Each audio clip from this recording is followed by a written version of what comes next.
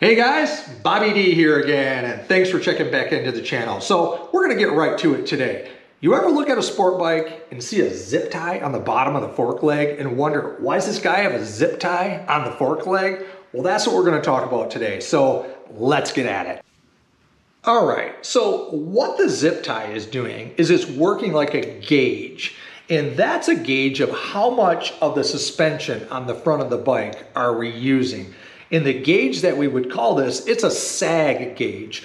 We're gonna use this to help us measure how much is the bike sagging from the weight of the motorcycle and the weight of the rider, or with us on the bike. And it's really simple the way that's accomplished. All you do is just simply put a zip tie around the bottom of the fork leg and you push it up to the bottom of your fork seal. When you climb onto the bike, what happens is the bike's gonna squat from your weight and it's gonna push this zip tie down. When you climb back off the bike and the fork extends back out, you're gonna have a gap here. And what you wanna do is then lift the bike. Use a front end stand to let the fork completely decompress. And for a street bike, I'm gonna get to a number here, but for a street bike, what we're looking for, a little metric ruler here, we're looking to get about a 30 millimeter gap right here.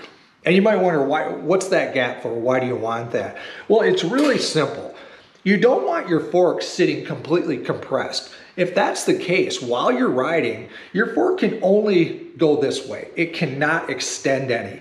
So with having your bike having some sag, it allows your fork legs to work telescopic and actually go extension and in and out. So it allows your suspension to fully work in both directions. So there's a sweet spot. And with street bikes, since the roads are bumpier and things, we don't brake as hard. We're looking for about 30 millimeters, give or take, right there. Race bikes, riding on the track, things are stiffer, tracks are generally smoother. We look for this to be a little bit shorter, 15, 20 or so millimeters.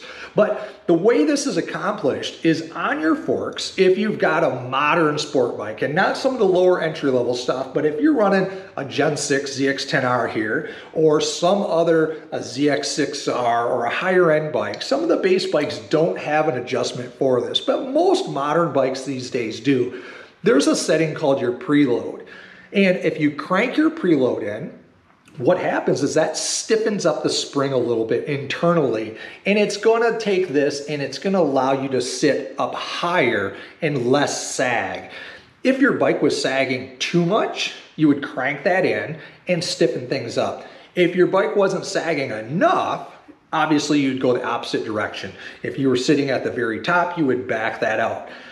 Now, the thing to keep in mind here is the springs that come on most street bikes, the super bikes, the leader bikes, the 750s, the 600 super sports. Many of these bikes, they're not sprung really for most riders, or should I say heavy American riders. These springs would be too soft for track use or hard riding. For the street, they would be okay. So that's something to keep in mind. You can check with suspension specialist, Race Tech, Traxian, Olin's, any of those places. They'll actually have gauges and charts and things that you can find out what's the proper spring rate for your vehicle, your motorcycle, and your rider weight with all your gear on. And you can find out if your bike's set up right for you. So getting to the end here, keeping this short, it is cold out here, and you're wondering, why do the fast guys have a zip tie on their fork leg? Well, that's why. We simply use that as a gauge to let us know where we're sitting with our preload. It can be used for some other things, braking and how much of your suspension you're using, but for the most part, that is our sag meter. So I hope you find this content useful. Click to subscribe, follow, like, give me some comments, all that good stuff. And until next time, check back in. I got more good content coming out soon. All right, later.